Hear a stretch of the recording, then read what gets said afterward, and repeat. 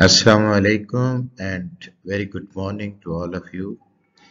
इमाम जिद Ali पाकशमा school Doha Qatar में पढ़ाते हुए मुझे तकरीबन 25 इयर्स हो गए हैं। 25 साल से मैं इधर यहाँ केमिस्ट्री पढ़ा रहा हूँ। तो अभी हमने एक सिलसिला शुरू किया हुआ है जिसमें आपके लिए मैं फंडामेंटल्स ऑफ केमिस्ट्री के टॉपिक से कुछ लेक्चर अपलोड कर रहा हूँ। इससे पहले इंग्लिश और पंजाबी लैंग्वेज में मैं लेक्चर अपलोड कर चुका हूँ, तो अभी उर्दू में लेक्चर अपलोड कर रहा हूँ आपके लिए, ताकि आपके लिए आसानी हो। जो जिस लैंग्वेज में भी केमिस्ट्री को समझना चाहे तो उसके लिए आसानी हो, वो इसको अंडरस्टैंड कर सके और अपने बेसिक कॉन्सेप्ट को क्लियर कर सके। तो शुरू करते हैं जी। सबसे पहले केमिस्ट्री को शुरू करने से पहले, केमिस्ट्री के टॉपिक को पढ़ने से पहले हमें थोड़ी इसकी हिस्ट्री का पता होना चाहिए। तो केमिस्ट्री के अगर हिस्टोरिकल बैकग्राउंड की बात करें तो केमिस्ट्री तो समझें उस वक्त ही शुरू हो गई थी जब इंसान ने पहली दफ़ा पत्थरों को रगड़ के आग जलाई थी, तो कंबशन का प्रोसेस शुरू हो गया था। तो अगर अर्ली पीरियड की बात करें तो ओल्ड सिविलाइजेशन, उसमें चाइनीज़, इजिप्शियन, गंधारा, ये सारी सिविलाइजेशंस के लोग जो थे वो केमिस्ट्री का कुछ ना कुछ नॉलेज रखते थे। उनको कलर्स का पता था और भी कुछ चीज़ों का पता था। मजीद फिर ग्रीक पीरियड आ गया। ग्रीक फिलोसफर जो थे, स्पेशली एरिस्टोटल, एम्पोडेकल्स, तो वो लोग, उन्होंने फिर फर्स्ट टाइम एलिमेंट्स का आइडिया दिया। लेकिन उस वक्त उनके ख्याल में जो एलिमेंट्स चार हैं, उन्होंने कहा पूरी दुनिया जो है वो मैटर से मिलके बनी हुई है और मैटर जो है उसके चार एलिमेंट्स हो सकते हैं, जिसमें वो फायर, एयर, अर्थ और जो है वो वाटर, इनको जो है वो एलिमेंट समझते थे इन चारों का। अगरचे ये आइडिया सही नहीं है, बाद में जाके गलत हुआ। फिर मुस्लिम पीरियड स्टार्ट हो गया जिसमें फर्स्ट टाइम बाकायदा तौर पर रिसर्च का काम होना शुरू हुआ, जिसमें शुरू में कुछ लोग थे जो ये समझते थे कि कोई भी आम मेटल जैसे कॉपर है उसको सोने में तब्दील किया जा सकता है। इवन जाबिर बिन हयान जैसा साइंटिस्ट, जिसको हम फादर ऑफ केमिस्ट्री कहते हैं या फाउंडर ऑफ केमिस्ट्री कहते हैं, वो भी यही बिलीव रखता था कि सिंपल मेटल्स को सोने में तब्दील किया जा सकता है। इवन मैं खुद जब मैट्रिक में पढ़ता था तो केमिस्ट्री की हमारी जो डेफिनेशन होती थी, उर्दू में हम पढ़ते थे और हमारा सब्जेक्ट का नाम होता था कीमिया, और कीमिया में जो केमिस्ट्री की डेफिनेशन होती थी वो ये होती थी कि सोना बनाने के इल्म को केमिस्ट्री कहते हैं, और हम यही समझते थे कि हमारे टीचर तो लाजम कि सोना बना सकते होंगे। तो वो लोग मुस्लिम पीरियड में जो इस बात के, इस नजरिए के कायल थे, उन्हें अल्केमिस्ट कहा जाता था, और इस ब्रांच को उस वक्त उन्होंने अल्केमी कहा, जिसमें जाबिर बिन हयान का खास तौर पर बड़ा नाम है। तो सोना तो ना बन सकता था, ना वो बना सका, लेकिन उसने और बहुत सारी इजादात की जो आज तक भी हमारे लिए बड़ी यानी ये कह लें कि मुफीद है, जिसमें ख़ास तौर पर एक्वारिजिया उसने बनाया, सल्फ्यूरिक एसिड का उसने बनाया, नाइट्रिक एसिड बनाया, और सुनहरी हरफों से लिखने के तरीके उस वक्त बताए। तो बहुत सारी इजादात उसने की। फिर मॉडर्न पीरियड शुरू हो गया। मॉडर्न पीरियड में जो बड़ा नाम है शुरू में वो रॉबर्ट बॉयल का है। उसको आप ये समझें कि मॉडर्न केमिस्ट्री का बानी हम कह सकते हैं रॉबर्ट बॉयल को। फिर जॉन डाल्टन से आप वाकिफ हैं, उसने एटॉमिक थ्योरी दी पहली दफ़ा। फिर वुलर है। वुलर का जो बड़ा काम है वो ये है कि इसने एक थ्योरी बन गई थी ऑर्गेनिक कंपाउंड के हवाले से, कि ऑर्गेनिक कंपाउंड को सिर्फ बना सकते हैं, ऑर्गेनिक कंपाउंड को सिर्फ लिविंग थिंग से हासिल किया जा सकता है और इनको लेबोरेटरी में नहीं प्रिपेयर किया जा सकता। इस थ्योरी को कहा जा रहा था वाइटल फोर्स थ्योरी।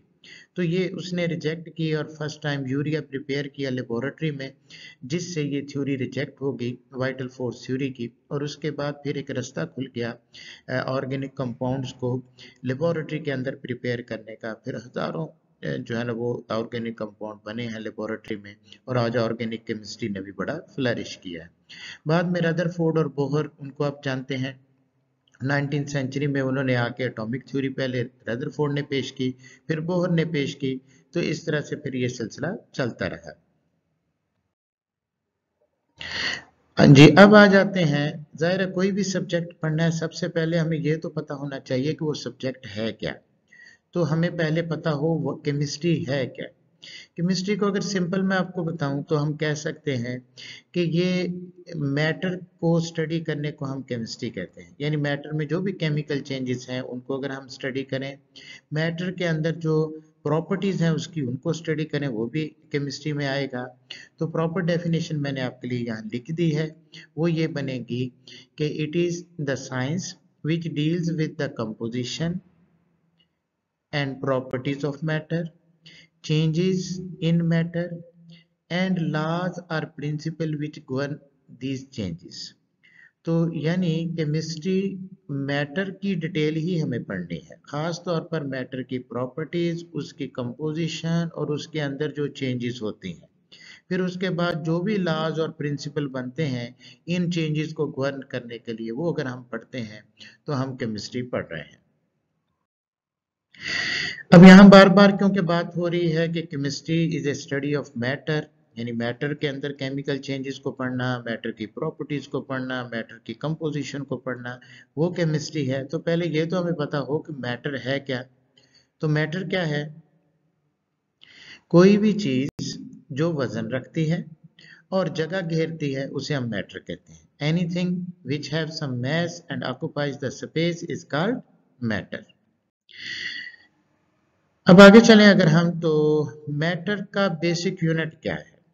पूरी दुनिया ही मैटर से मिलकर बनी हुई है। जिस चीज को भी आप देखें वो वजन भी रखती है, जगह भी घेरती है। तो यहाँ तो हमें अपने इर्द गिर्द हर चीज ही मैटर नजर आती है। तो इसका बेसिक यूनिट क्या है? जैसे लिविंग ऑर्गेनिज्म का बेसिक यूनिट सेल है, उस तरह से जो मैटर है उसका बेसिक यूनिट है एटम। तो एटम में जैसे हीलियम एक एटम है, हाइड्रोजन भी एक एटम है। तो एटम मैटर का बेसिक यूनिट है। फिर एटम्स आपस में मिलते हैं तो फिर एलिमेंट बनते हैं, एलिमेंट्स मिलते हैं तो फिर कंपाउंड या मॉलिक्यूल बनते हैं।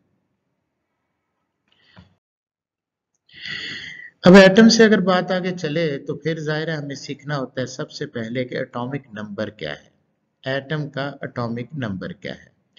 तो सिंपल हम बच्चों को ये बताते हैं कि अगर किसी भी एटम में अगर हमें ये पता चल जाए कि उसमें प्रोटॉन कितने हैं या इलेक्ट्रॉन कितने हैं तो हमें उसका एटॉमिक नंबर पता चल जाता है।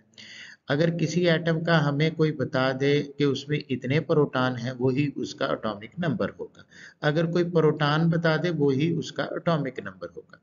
तो नंबर ऑफ प्रोटॉन या number of electron present in an atom is the atomic number of that atom. जैसे यहाँ एग्जांपल आपको शो की गई है कार्बन की। कार्बन अगर आप देखें तो कार्बन में 6 प्रोटॉन हैं और आउटर मोस्ट शेल में अगर आप देखें फर्स्ट में 2 और फिर 4, तो 6 इलेक्ट्रॉन हैं।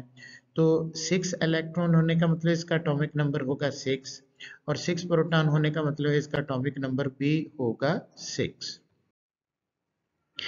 अब मैस नंबर पे आ जाते हैं।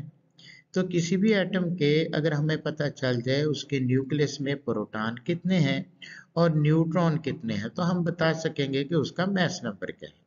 मैस नंबर है number of protons and number of neutrons present in an atom. जैसे ये नाइट्रोजन है मिसाल के तौर पर, तो नाइट्रोजन के अगर आप न्यूक्लियस में देखें कितने प्रोटॉन हैं, तो इस तरह से न्यूट्रॉन देखें 7 प्रोटॉन है, 7 न्यूट्रॉन है। येलो कलर के आपको नजर आ रहे हैं, न्यूक्लियस के अंदर जो येलो कलर के हैं वो आपको शो किए गए हैं प्रोटॉन, और फिर ये ग्रीन कलर के शो किए गए हैं न्यूट्रॉन। तो टोटल 7 और 7, तो 14 होगा इसका मैस नंबर नाइट्रोजन का। मैस नंबर के और भी एग्जांपल हम डिस्कस कर सकते हैं। तो जैसे फॉर एग्जांपल यहाँ एक आपके लिए क्रिएटिविटी है कि अगर मिसाल के तौर पर सोडियम है, Na उसका सिंबल है, उसका एटॉमिक नंबर आपको बताया जा रहा है 11 है और मैस नंबर बताया जा रहा है 23 है। तो इस बेस पे हम गेस कर सकेंगे कि इसमें कितने प्रोटॉन हैं और कितने न्यूट्रॉन हैं। तो ये आपको अब आइडिया करना है, ये आपके लिए क्रिएटिविटी है। इसी तरह से क्लोरीन है, क्लोरीन का एटॉमिक नंबर 17 है और मैस नंबर 35 है। तो उससे आप इजीली गेस कर सकते हैं कि इसमें नंबर ऑफ प्रोटॉन कितने हैं और नंबर ऑफ इलेक्ट्रॉन कितने हैं और नंबर ऑफ न्यूट्रॉन कितने हैं। तो ये आपने खुद गेस करना है। नंबर ऑफ प्रोटॉन और नंबर ऑफ न्यूट्रॉन आपस में प्लस करें, जो सम आएगा वो मास नंबर उनका होगा। और बाहर जो शेल में होंगे इलेक्ट्रॉन वो उसका एटॉमिक नंबर होगा। और हमेशा जितने प्रोटॉन होते हैं उतने ही इलेक्ट्रॉन होते हैं किसी भी एटम में। अब मजीद एग्जांपल है यहाँ पर एटॉमिक मैस और एटॉमिक नंबर की। तो सोडियम की एग्जांपल को आपको दिखा रहा हूँ, खास तौर पर बड़ी इंपॉर्टेंट है। तो यहाँ सोडियम का स्ट्रक्चर भी आपको शो किया गया है। तो आप देख लें कि सोडियम के अगर न्यूक्लियस में हम देखें तो कितने प्रोटॉन हैं, सोडियम के 11 प्रोटॉन हैं। ठीक है, 11 प्रोटॉन होने का मतलब यह है कि इसका एटॉमिक नंबर क्या होगा, 11। और सोडियम का मैस नंबर है 23। 23 होने का क्या मतलब हुआ कि इसके न्यूट्रॉन कितने होंगे। तो 23 में से अगर हम 11 माइनस कर देते हैं तो वो 12 बचता है। तो 12 इसमें न्यूट्रॉन होंगे और 11 प्रोटॉन होंगे। 11 प्लस 12 अगर हम करते हैं टोटल 23 बन जाता है। तो सोडियम का जो मैस नंबर है वो 23 है और जो एटॉमिक नंबर है वो 11 है। आज के लिए इतना ही रखते हैं क्योंकि ये टॉपिक तो अच्छा खासा बड़ा है, फंडामेंटल ऑफ केमिस्ट्री। तो मैंने कोशिश की है कि इसको डिफरेंट पार्ट्स में डिवाइड कर लिया जाए तो आपके ऊपर ताकि बर्डन ना बने, छोटे छोटे लेक्चर बना रहा हूँ। तो ये पहला लेक्चर इतना ही है पार्ट 1 के नाम से। और अब इंशाल्लाह पार्ट 2 में आगे फिर आपको एक्सप्लेन करूँगा कि एलिमेंट्स क्या हैं, आयन क्या है, और फिर कंपाउंड्स क्या हैं, और आयनिक कंपाउंड्स क्या हैं और वो कैसे बनते हैं। तो ये डिटेल इंशाल्लाह ताला नेक्स्ट टाइम डिस्कस करेंगे। ओके, अल्लाह हाफिज।